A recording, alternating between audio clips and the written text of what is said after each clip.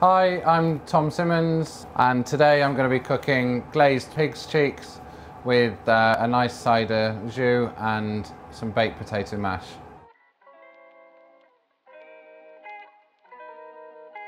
Right, so firstly begin with your pig's cheeks, these beautiful Welsh pig's cheeks. Again, a great product and super tender, loads of flavour and a good amount of fat in them. So we'll season the pig's cheeks generously. We've got a couple of tablespoons of rapeseed oil in the pan and just carefully place them all in.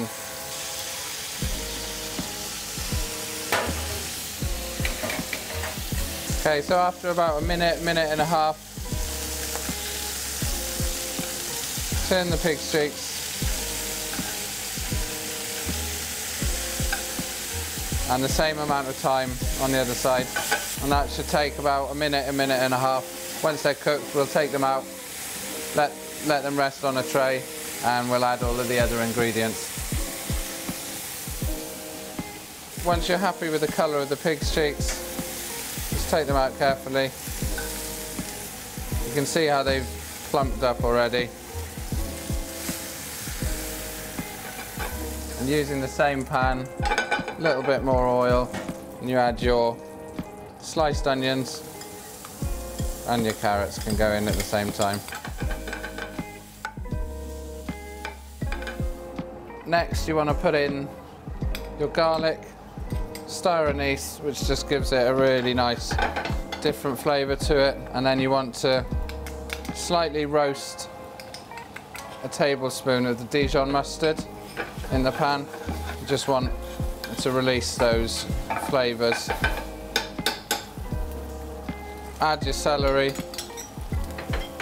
and your thyme, and then deglaze with some cider. Just give that a stir to make sure it's fully incorporated. So we'll let that reduce now by about 2/3, and then we'll add back the pig's cheeks and the white chicken stock. As you can see, I've transferred the cider reduction, the carrots and the onions into a saucepan just to make it more manageable while we're cooking, and so it doesn't spill over. The cider's now reduced by 2/3.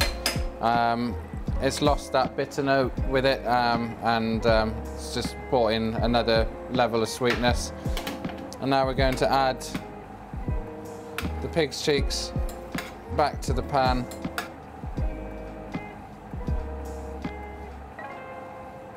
We've got a really good relationship with our butcher, all locally sourced. And the pork itself is exceptional.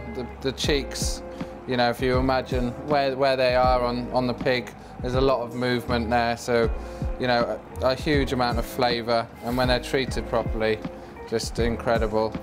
And we'll just add some white chicken stock, around about 1 litre, and bring that up to the boil. Once that comes up to the boil, we'll turn that down and let it simmer until the pig's cheeks are tender, which should take no more than an hour and a half.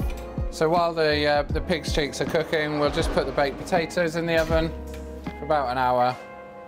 So your potatoes are cooked, your pig's cheeks are on, so now the best thing to do, just take any excess salt off.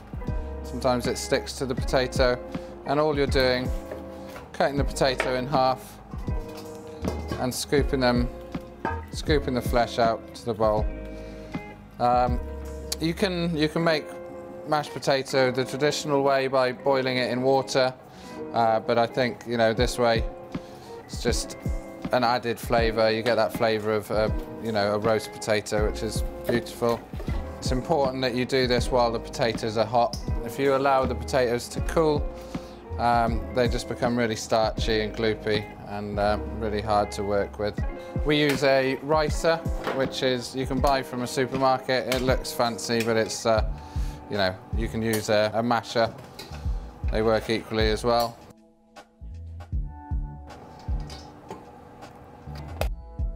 And all you're doing is putting them through, been baked, scooped out and mashed.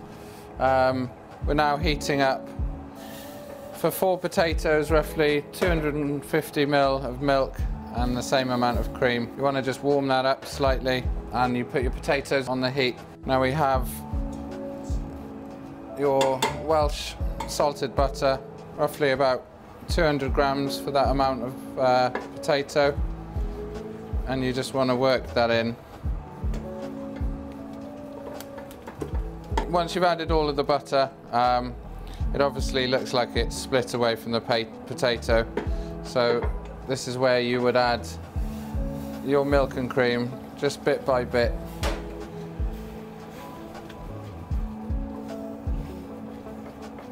Now again, it depends how wet you want your potato. For this particular dish, I would suggest adding most of that milk and cream.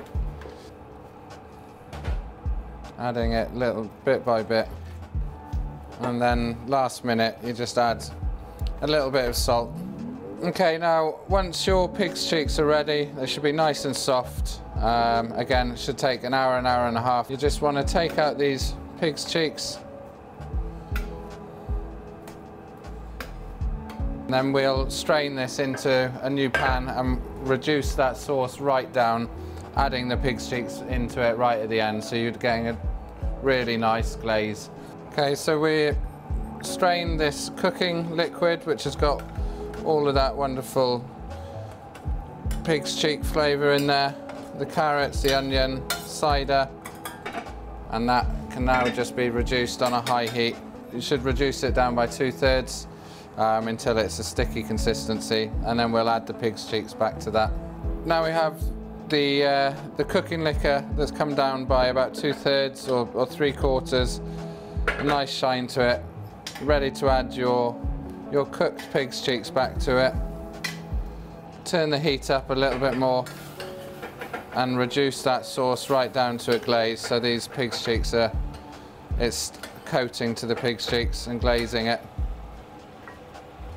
Okay, so you'll see now that after a few minutes on a high heat, that cooking liquor is reduced down into a nice syrupy glaze, coating the lovely pig's cheeks. Right, so the final stage of this dish is putting it all on a plate now. So you should have your mashed potato ready, your glazed pig's cheeks. So all we're doing, again, nice and simple, just a good amount of this lovely baked potato mash, and you've got your glazed pig's cheeks.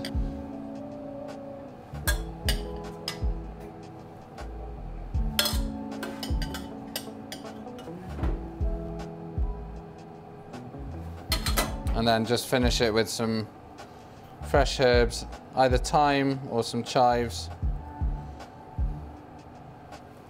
There we go.